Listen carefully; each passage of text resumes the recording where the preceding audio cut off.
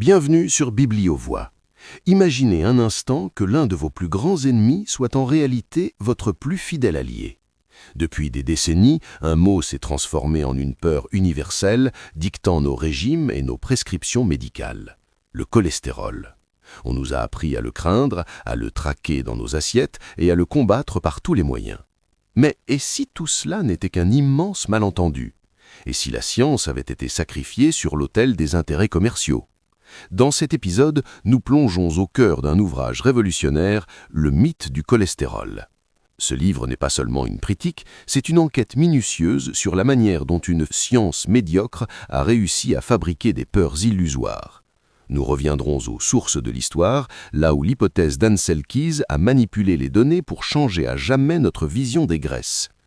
Saviez-vous que votre propre corps produit chaque jour plus de 1200 mg de cholestérol? Pourquoi la nature fabriquerait-elle un poison en interne? La vérité est ailleurs.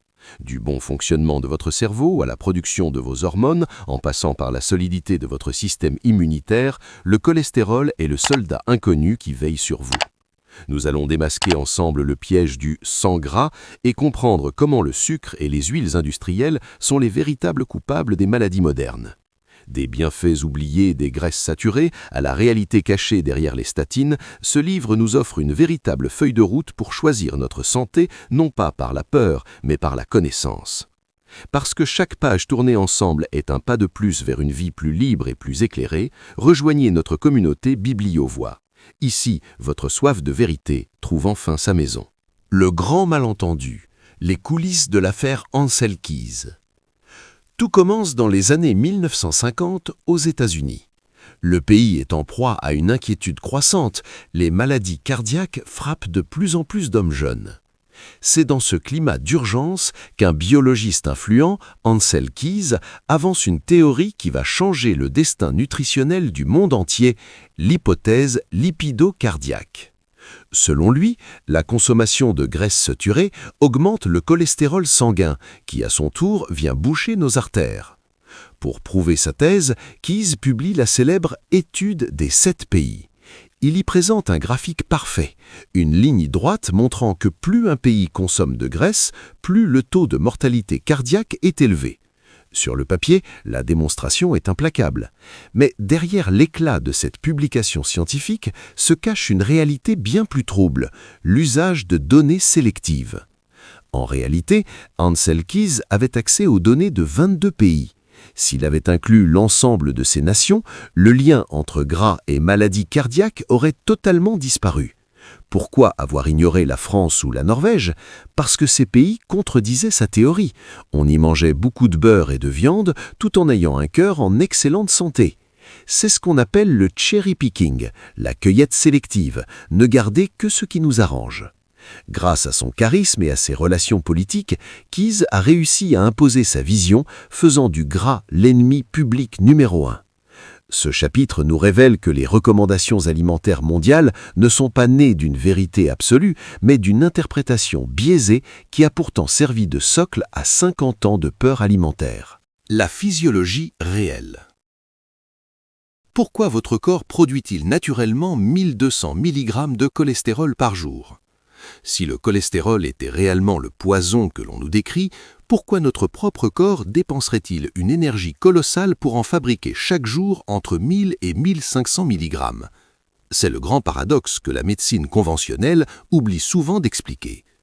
En réalité, le cholestérol est si vital que votre foie et vos cellules assurent eux-mêmes la majeure partie de sa production, indépendamment de ce que vous avez dans votre assiette. Le cholestérol n'est pas une simple graisse qui flotte dans le sang pour boucher des tuyaux, c'est un composant architectural fondamental. Il est présent dans la membrane de chacune de nos milliards de cellules. Sans lui, nos cellules perdraient leur étanchéité et leur capacité à communiquer. Mais ces fonctions ne s'arrêtent pas là. Le cerveau, bien qu'il ne représente que 2% de notre poids, le cerveau contient environ 25% du cholestérol total du corps. Il est essentiel à la formation des connexions entre les neurones, les synapses. Les hormones. Il est la molécule mère de toutes les hormones stéroïdiennes. Sans lui, pas de testostérone, pas d'œstrogène, pas de cortisol pour gérer le stress. La vitamine D est la bile. Il est indispensable à la synthèse de la vitamine D par la peau et à la production des acides biliaires nécessaires à la digestion. Le point le plus fascinant est le mécanisme de régulation. Votre corps possède un thermostat interne. Si vous mangez moins de cholestérol, votre foie compense en produisant davantage. Si vous en mangez plus, votre foie ralentit sa production.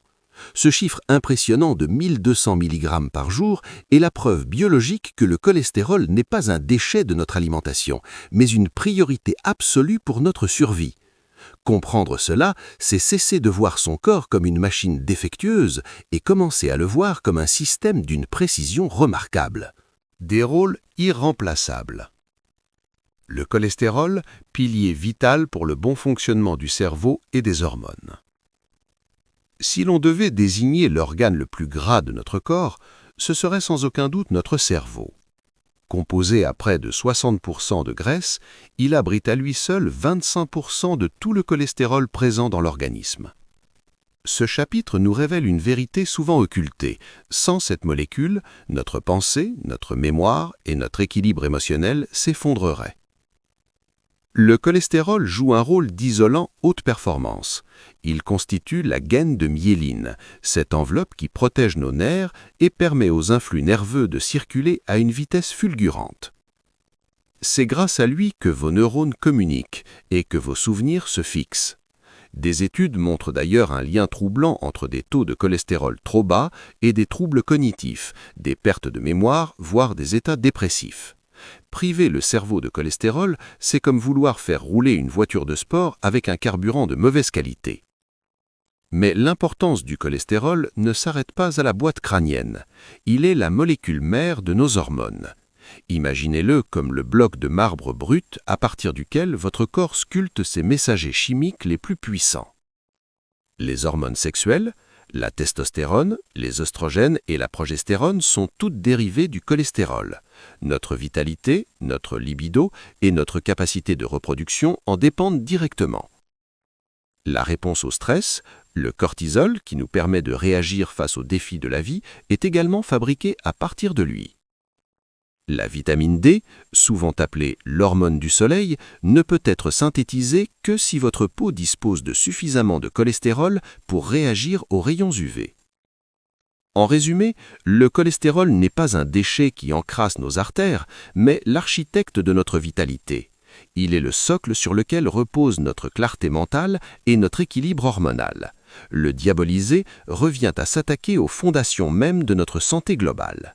Immunité et cholestérol, le soldat inconnu dans la lutte contre les infections et les inflammations. Nous avons l'habitude d'entendre que le cholestérol est un danger pour nos artères. Pourtant, dans les tranchées de notre système immunitaire, il se révèle être un allié de première ligne, un véritable soldat inconnu qui combat les infections et gère l'inflammation. Ce chapitre déconstruit l'idée du cholestérol comme simple déchet graisseux pour révéler sa fonction de bouclier biologique. L'une des découvertes les plus fascinantes de la biologie moderne est la capacité du cholestérol, et particulièrement des particules LDL, souvent appelées mauvais cholestérol, à neutraliser les agents pathogènes. Les LDL agissent comme des éponges moléculaires capables de se lier aux endotoxines produites par les bactéries. En capturant ces toxines, le cholestérol les empêche de déclencher une réaction inflammatoire généralisée qui pourrait être fatale, comme dans le cas d'un choc septique. De nombreuses études cliniques soutiennent cette thèse. Les personnes âgées ayant des taux de cholestérol plus élevés présentent souvent une résistance accrue aux maladies infectieuses, comme la pneumonie ou les infections respiratoires. À l'inverse, des taux de cholestérol trop bas sont fréquemment corrélés à une vulnérabilité accrue face aux virus et aux bactéries. Le livre aborde également le malentendu autour de l'inflammation.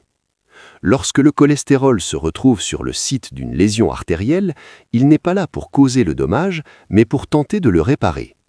C'est le syndrome du pompier que l'on accuse d'avoir allumé le feu sous prétexte qu'il est toujours présent sur les lieux du sinistre. En réalité, le cholestérol est un agent de réparation essentiel qui accourt là où le corps souffre d'une agression chimique ou physique. Comprendre ce rôle immunitaire, c'est réaliser que baisser artificiellement le cholestérol pourrait, dans certains cas, désarmer nos propres défenses naturelles. Le piège du sang gras. Comment le sucre et les huiles industrielles ont ravagé la santé cardiaque. Durant les années 80 et 90, une vague a déferlé sur les rayons de nos supermarchés. La folie du 0% de matière grasse. Persuadés que le gras était l'unique responsable de l'obstruction de nos artères, nous avons vidé nos placards du beurre, des œufs et de la viande pour les remplacer par des produits étiquetés légers. Mais ce chapitre nous révèle l'envers du décor. Ce changement radical a été le point de départ d'une explosion sans précédent de l'obésité et des maladies cardiaques. Le problème était simple mais dévastateur. Sans gras, les aliments perdent leur saveur et leur texture. Pour rendre ces produits comestibles, l'industrie agroalimentaire a dû compenser par deux substituts dangereux, le sucre et les glucides raffinés. Pour redonner du goût, les fabricants ont massivement ajouté des sucres cachés et des sirops de glucose-fructose. Ces ingrédients provoquent des pics d'insuline constants, transformant notre corps en une machine à stocker du gras et créant une inflammation systémique, véritable point de départ des lésions artérielles. Les huiles végétales industrielles. On nous a poussé à abandonner les graisses animales stables, comme le saindoux ou le beurre, pour des huiles de graines, soja, maïs, tournesol. Riches en oméga 6 et hautement transformées, ces huiles sont extrêmement instables. Elles s'oxydent facilement sous l'effet de la chaleur et de la lumière, se transformant en substances toxiques qui agressent la paroi de nos vaisseaux sanguins. Le résultat de cette transition nutritionnelle est sans appel. Alors que la consommation de graisses saturées diminuait, les maladies métaboliques s'envolaient. Ce chapitre nous invite à une prise de conscience brutale. En fuyant un ennemi imaginaire, le gras naturel, nous avons ouvert la porte aux véritables ravageurs du cœur que sont le sucre et les huiles transformées. Réévaluer les graisses. La vérité oubliée sur les bienfaits des graisses saturées naturelles. Après avoir exploré le piège du sang gras, il est temps de rendre justice à une catégorie d'aliments injustement bannis de nos tables, les graisses saturées. Longtemps présentées comme les principales coupables de l'obstruction artérielle, les graisses d'origine naturelle, qu'elles proviennent du beurre, de l'huile de coco ou des graisses animales de qualité, s'avèrent être en réalité des alliés indispensables à notre équilibre biologique. Ce chapitre nous explique que, contrairement aux huiles végétales polyinsaturées, les graisses saturées possèdent une stabilité chimique exceptionnelle. Parce que leur structure moléculaire est saturée en atomes d'hydrogène, elles ne possèdent pas de double liaison fragile. Cela signifie qu'elles ne s'oxydent pas facilement lorsqu'elles sont exposées à la chaleur, à l'oxygène ou à la lumière. En cuisine, elles sont donc les plus sûres car elles ne se transforment pas en composés toxiques et inflammatoires lors de la cuisson. Au-delà de cette stabilité, le livre souligne des rôles biologiques fondamentaux que seule la science moderne commence à réhabiliter. La santé osseuse. Les graisses saturées sont nécessaires pour que le calcium soit efficacement incorporé dans le squelette. La fonction pulmonaire. Le surfactant, ce fluide qui permet à nos poumons de se gonfler et de ne pas s'affaisser, est composé presque exclusivement de graisses saturées. La protection du foie. Elle protège cet organe vital contre les agressions de l'alcool et de certains médicaments. Enfin, les graisses saturées sont les véhicules naturels des vitamines liposolubles A, D, E et K2, essentiels à la vision, à l'immunité et à la santé cardiovasculaire. En redécouvrant ces bienfaits, nous comprenons que le gras naturel n'est pas un poison, mais un aliment ancestral dense en nutriments que notre corps reconnaît et utilise depuis des millénaires pour prospérer. Le mystère de la longévité. Pourquoi des taux de cholestérol élevés sont-ils liés à une vie plus longue? Et si tout ce que l'on vous a dit sur les dangers d'un taux de cholestérol élevé s'effondrait face aux chiffres de la vie réelle? Dans ce chapitre, nous explorons un paradoxe qui déconcerte le monde médical conventionnel. De nombreuses études épidémiologiques mondiales révèlent que, chez les seniors, ce sont souvent ceux qui affichent les taux de cholestérol les plus élevés qui vivent le plus longtemps et en meilleure santé. Ce phénomène, loin d'être une anomalie, a été observé dans de vastes recherches comme l'étude du Honolulu Heart Program ou des méta-analyses publiées dans le prestigieux British Medical Journal. Les données montrent que pour les personnes de plus de 60 ans, un taux de cholestérol LDL, le fameux mauvais cholestérol, élevé est corrélé à une mortalité plus faible toutes causes confondues. Mais comment est-ce possible ? La réponse réside dans les fonctions protectrices que nous avons évoquées précédemment. Avec l'âge, nos deux plus grandes menaces sont les infections et les maladies neurodégénératives. En maintenant des taux robustes de cholestérol, le corps dispose d'un système immunitaire plus réactif, capable de neutraliser les bactéries et les virus avant qu'ils ne dégénèrent en pneumonie ou en septicémie. De plus, un taux élevé préserve l'intégrité des neurones, agissant comme un bouclier contre le déclin cognitif, la maladie d'Alzheimer et de Parkinson. A l'inverse, des taux de cholestérol trop bas chez les personnes âgées sont souvent des signaux d'alarme indiquant une fragilité immunitaire ou la présence de maladies sous-jacentes. Ce chapitre nous invite à changer de perspective. Plutôt que de voir le cholestérol comme une menace à éliminer à tout prix, nous devrions peut-être le considérer comme un indicateur de vitalité et un réservoir de ressources pour affronter les défis du vieillissement. L'ère des statines. Un examen critique de l'efficacité et des effets secondaires des médicaments anti-cholestérol. Depuis leur introduction sur le marché, les statines sont devenues les blockbusters de l'industrie pharmaceutique, générant des centaines de milliards de dollars de revenus. Leur mission est simple, bloquer l'enzyme responsable de la production de cholestérol dans le foie pour faire chuter les chiffres sur les bilans sanguins. Mais ce chapitre pose une question fondamentale. Faire baisser un chiffre sur un papier revient-il réellement à sauver des vies ? L'auteur examine ici la distinction cruciale entre la réduction du risque relatif et la réduction du risque absolu. Souvent, les publicités vantent une baisse de 36% du risque d'infarctus.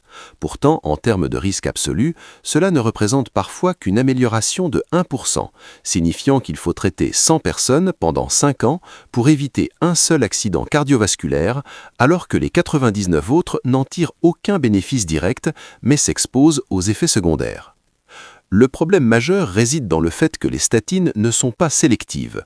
En bloquant la synthèse du cholestérol, elles bloquent également la production de molécules vitales comme le coenzyme Q10, essentiel à l'énergie cellulaire et à la santé du muscle cardiaque lui-même. C'est ce mécanisme qui explique la longue liste d'effets secondaires, souvent sous-estimés par les patients et les médecins. Douleurs musculaires, myalgie, allant de la simple fatigue à la rhabdomyolyse. Troubles cognitifs, perte de mémoire et brouillard mental, puisque le cerveau est privé de son carburant essentiel. Risque de diabète. Des études montrent une augmentation significative du risque de développer un diabète de type 2 sous traitement prolongé. Ce chapitre ne suggère pas d'arrêter un traitement sans avis médical, mais il appelle à une évaluation honnête du rapport bénéfice-risque. Il nous invite à nous demander si la médicalisation à outrance d'une molécule naturelle est la solution ou si nous ne devrions pas plutôt traiter les causes profondes de l'inflammation. L'ère des statines. Un examen critique de l'efficacité et des effets secondaires des médicaments anti-cholestérol. Depuis leur introduction sur le marché, les statines sont devenues les blockbusters de l'industrie pharmaceutique, générant des centaines de milliards de dollars de revenus. Leur mission est simple, bloquer l'enzyme responsable de la production de cholestérol dans le foie pour faire chuter les chiffres sur les bilans sanguins. Mais ce chapitre pose une question fondamentale. Faire baisser un chiffre sur un papier revient-il réellement à sauver des vies ?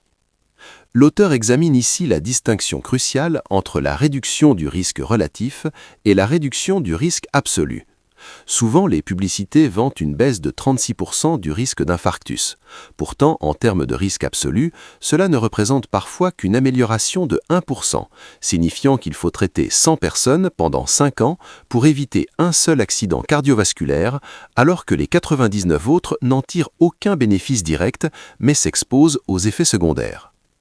Le problème majeur réside dans le fait que les statines ne sont pas sélectives. En bloquant la synthèse du cholestérol, elles bloquent également la production de molécules vitales comme le coenzyme Q10, essentiel à l'énergie cellulaire et à la santé du muscle cardiaque lui-même. C'est ce mécanisme qui explique la longue liste d'effets secondaires, souvent sous-estimés par les patients et les médecins. Douleurs musculaires, myalgie, allant de la simple fatigue à la rhabdomyolyse. Troubles cognitifs, perte de mémoire et brouillard mental, puisque le cerveau est privé de son carburant essentiel. Risque de diabète. Des études montrent une augmentation significative du risque de développer un diabète de type 2 sous traitement prolongé. Ce chapitre ne suggère pas d'arrêter un traitement sans avis médical, mais il appelle à une évaluation honnête du rapport bénéfice-risque. Il nous invite à nous demander si la médicalisation à outrance d'une molécule naturelle est la solution ou si nous ne devrions pas plutôt traiter les causes profondes de l'inflammation. Industrie alimentaire et politique. Comment les recommandations mondiales ont été dictées par des intérêts commerciaux? Pourquoi, malgré des preuves scientifiques de plus en plus fragiles, la pyramide alimentaire mondiale a-t-elle continué de diaboliser les graisses pendant des décennies? Ce chapitre nous emmène dans les coulisses du pouvoir, là où la science rencontre le lobbying industriel. Nous y découvrons que nos recommandations nutritionnelles ne sont pas le fruit d'un consensus purement médical, mais le résultat de compromis politiques et d'intérêts commerciaux colossaux. L'un des moments clés de cette histoire remonte aux années 70 aux États-Unis avec le comité McGovern. Chargé de rédiger les premières directives alimentaires nationales, ce comité a ignoré les avertissements de nombreux scientifiques de renom qui soulignaient le danger des sucres. Sous la pression des lobbies de l'industrie céréalière et du sucre, les graisses animales ont été désignées comme le bouc émissaire idéal. En abaissant la part des graisses, on ouvrait mécaniquement un marché gigantesque pour les produits transformés à base de céréales et de glucides, bien plus rentables et faciles à conserver. Le livre révèle également les liens financiers troublants entre les grandes instances de santé et l'industrie agroalimentaire.